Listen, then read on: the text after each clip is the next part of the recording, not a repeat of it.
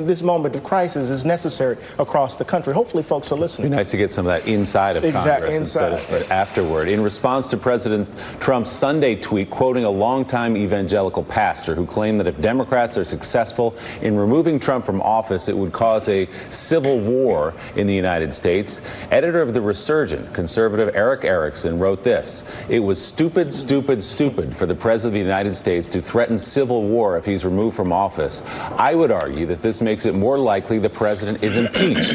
The reality is that we would have President Pence and all but the most diehard of President Trump's supporters would be perfectly fine with President Pence. Saying this would lead to civil war is just going to encourage a bipartisan coalition to call BS on the president." We heard one member of Congress a couple of days ago, Joe, Adam Kinzinger, Republican from Illinois, who said this is repugnant to be talking about civil war.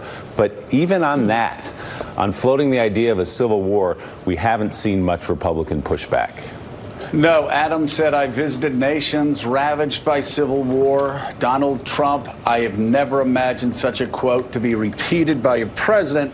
And he said this was beyond repugnant. And it is beyond repugnant. It is dangerous, not because we're going to have a civil war, but because there are, as we've seen, people that react to Donald Trump's hate speech, that react to his bigotry, that react to his calls for violence, and they react by, well, targeting Donald Trump's critics in the media and Democratic opponents. It is very dangerous, but it also, just if you want to just look at it through a cynical lens of politics, it's really dangerous for Donald Trump as well, because, Donny, you've got Republicans right now on the Hill going, my God, what's this guy's plan?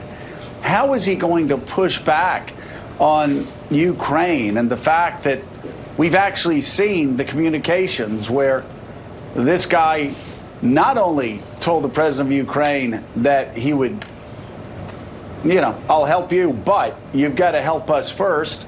And then the next day, they find out that he told the Russians he wasn't concerned with them interfering in American democracy, despite the fact all of his intel people say it is the greatest risk facing the United States right now. So when you have all of this happening, Donny, yes, it's dangerous. It's inflammatory rhetoric.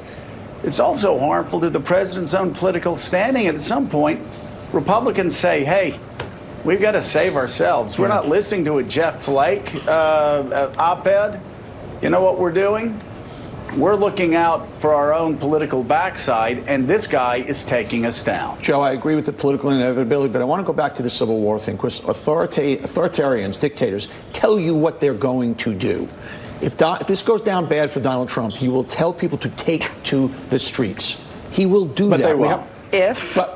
He will say, he will literally, in his mind, he owns 25% of this country. And he's going to say, guys, let's go to war. That was just not a little sidebar. He's telling you what he's going to do.